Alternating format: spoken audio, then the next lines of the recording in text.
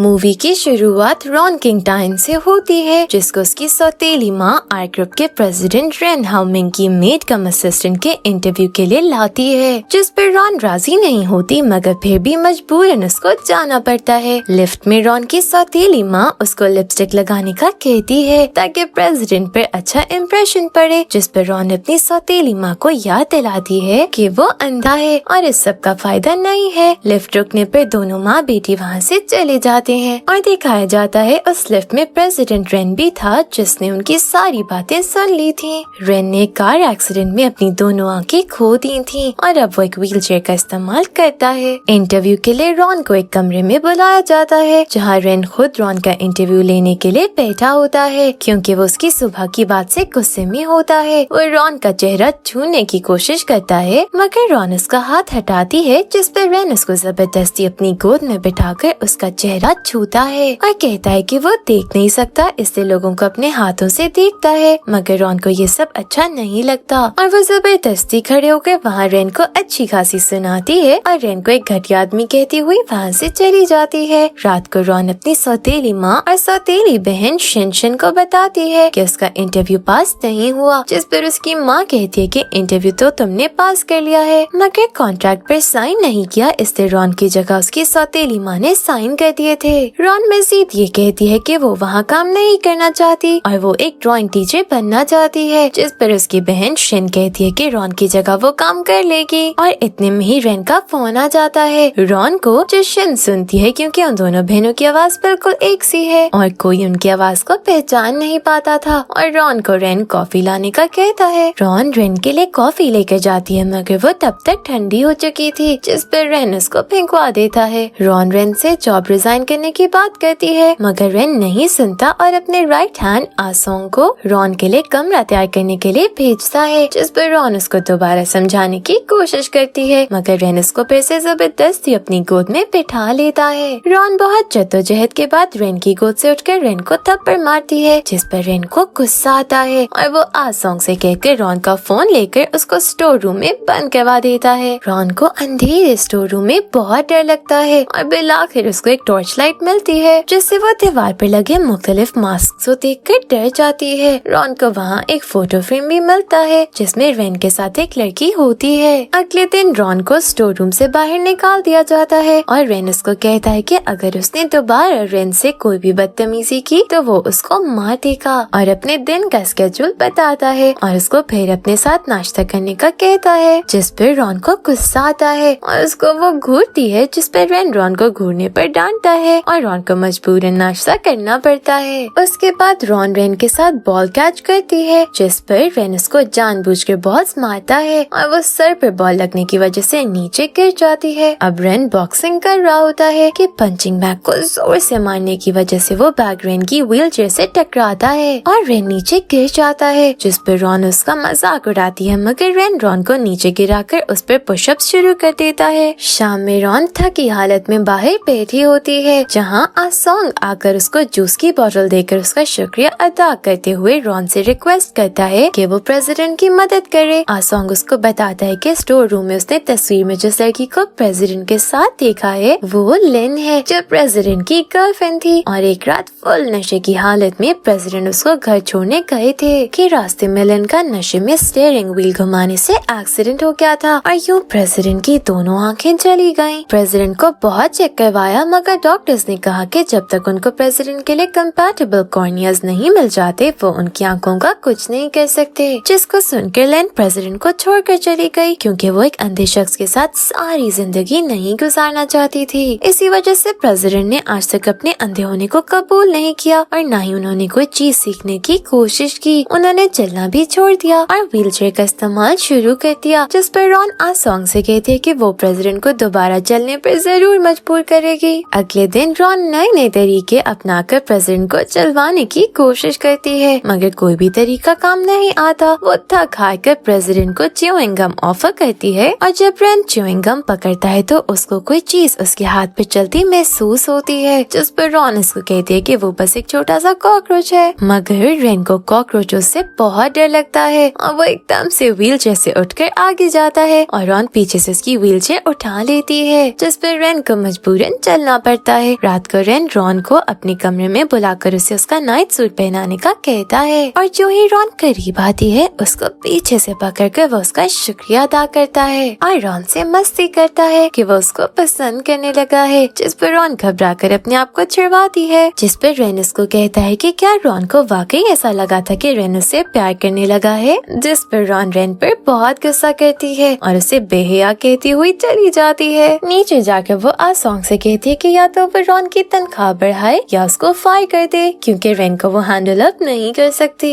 उतनी देर में रेन नीचे आकर रॉन को कहता है कि कल वो एक शादी में जाएंगे, इससे वो कल तैयार रहे, और ये कहकर वापस अपने रूम में चला जाता है, जहाँ उसके रॉन के साथ बिताए हुए सारे पल याद आते हैं। दूसरी तरफ रॉन की सौतेली माँ और बहन शिन रॉन के तनख्वाह पर शॉपिंग करने जाते हैं, मगर वहाँ कुछ औरतें उनका ऑफ सीजन जूता खरीदने का मजाक उड़ाती हैं, जिस पर शिन को बहुत गुस्सा आता है, मगर उसकी माँ शिन को समझाती है कि जल्दी वो रॉन की तनख्वाह से उसको महंगे जूते भी खरीद कर देगी और इसको एक वेकेशन ट्रिप पर जाने की ऑफर करते हैं। अगले दिन रॉन रेन के साथ लिन की शादी में जाने के लिए तैयार होती है, मगर उसका ड्रेस फट जाता है, जिसको नीचे से रॉन और फायर सही कर लेती है। अब वो लिन की शादी में जाते हैं, जहाँ वाव के बाद लिन रेन के पास आकर उसको टॉन्ट करती है, मगर रेन कहता है कि वो उसका शुक्रगुजार है, क्योंकि अगर वो रेन की जिंदगी से जाती ना तो उसको रॉन जैसी अच्छी लड़की ना मिलती, जिस पर लिन रेन का मजाक उड़ाती है कि वो अंधा है, तभी तो उसने रॉन का फटा हुआ ड्रेस नहीं देखा और यही वजह है कि वो उसको छोड़कर गई थी, और ये कहते हुए वहाँ से चली जाती है। रेन गुस्से में रॉन को घसीट कर बाहर लाकर उस पर चलाता है और जबरदस्ती उसके ड्रेस की जैकेट उतारने लगता है, जिस पर रॉन को गुस्सा आ जाता है और वो रेन को एक घटिया और घमंडी शख्स कहती है जो सिर्फ अपने बारे में सोचता है, और रिजाइन करके चली जाती है। रात को रॉन को उसकी माँ का फोन आता है कि वो रेन से एडवांस पैसे मांग ले, जिसको सुनकर रॉन को और गुस्सा आता है और वो बहुत ज्यादा रोती भी है। उसके बाद वो वापस रेन के घर नशे की हालत में जाती है और उससे माफी मांगती है, मगर वो उसकी नहीं सुनता और उसको जाने का कहता है। अगली सुबह रॉन जाने के लिए पैकिंग कर रही होती है कि वहाँ आसोंग उसे आकर बताता है कि रेन ने उसको फायर नहीं किया, और मजीद ये कि उसके लिए एक सरप्राइज भी है। वो रॉन को एक वॉकिंग क्लोजेट में लेकर जाता है, जहाँ एक मशहूर डिजाइनर आकर रॉन को तैयार करता है। नीचे रेन के ऑफिस उसके एम्प्लॉयज आकर उससे न्यू कॉन्ट्रैक्ट मिलने का बताते हैं कि वहाँ रॉन आ जाती है और रेन के हाथों से अपने आप को महसूस करवाती है, ताकि रेन उसकी इस ट्रांसफॉर्मेशन को देख सके।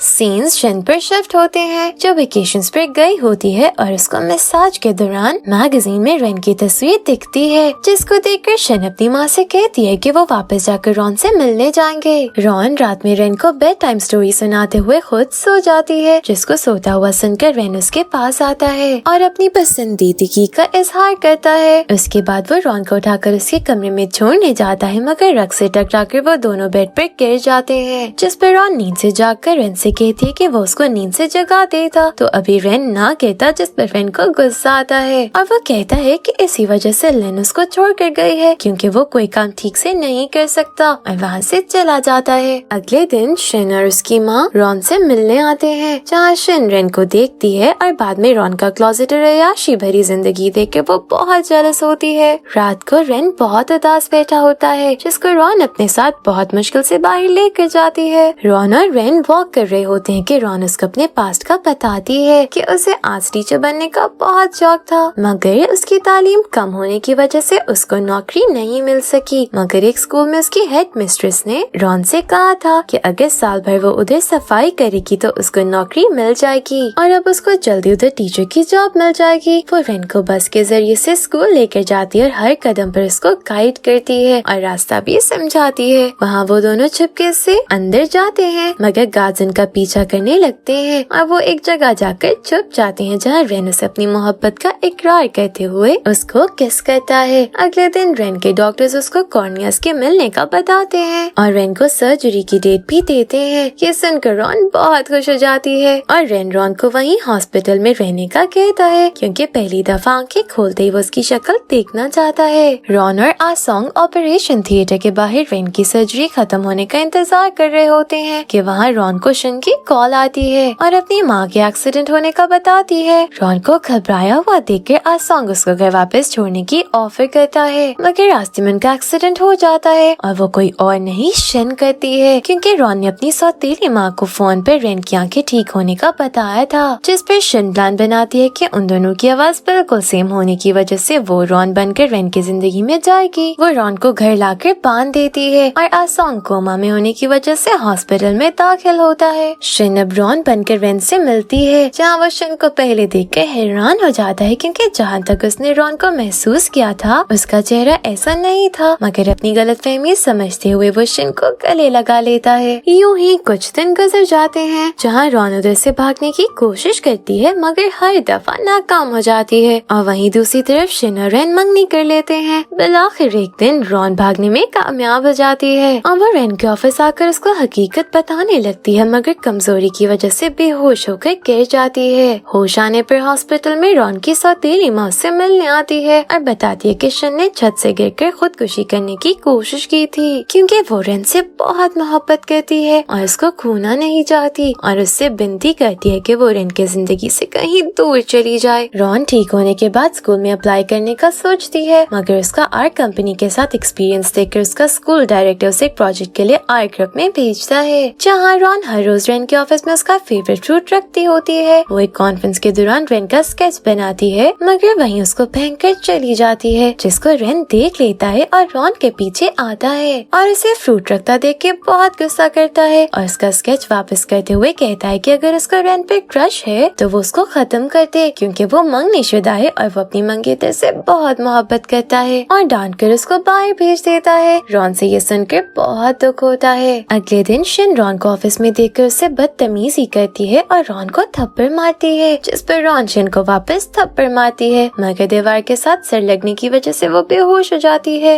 हॉस्पिटल में रेन रॉन पर बहुत गुस्सा करता है, जिस पर रॉन उसे एक दफा सोचने का कहती है कि जिस लड़की से वो मोहब्बत करता है क्या वो यही है, मगर रेन उसकी बातों पर कोई ध्यान नहीं देता और उसको फायर कर देता है। रॉन बाहर निकलकर बहुत रोती है और वहाँ से हमेशा हमेशा के लिए चली जाती है। अब रेन और शिन की शादी के दिन करीब आ जाता है और रात को रेन को किसी का फोन आता है। अगले दिन शिन और रेन शादी के वादे कर रहे होते हैं कि वहाँ पुलिस आकर शिन को गिरफ्तार कर लेती है, क्योंकि रात को रेन को आसोंग का फोन आया था, जिसने होश में आने के बाद सारी हकीकत रेन को बता दी थी। और अब शिन और उसकी माँ को हिट एंड रन केस के जुर्म में जेल हो जाती है। रेन को यकीन होता है कि रॉन अब अपने स्कूल ही गई होगी और वो उसी बस के जरिए रॉन के बताए हुए डायरेक्शंस को याद करते हुए उसके स्कूल जाता है, जहाँ वो रॉन को दोबारा सफाई करते हुए देखता है, क्योंकि रॉन को फायर कर देने की वजह से स्कूल डायरेक्टर ने उसको दोबारा सफाई पर लगा दिया होता है। वहाँ रेन अपनी अंगूठी फेंकता है, जिसको रॉन सफाई करते वक्त उठाती है और रेन उधर आकर रॉन को गले लगा लेता है और उसको वो अंगूठी पहनाकर प्रपोज करता है, और इधर एक हैप्पी एंडिंग पर मूवी खत्म हो जाती है। Thank you for watching.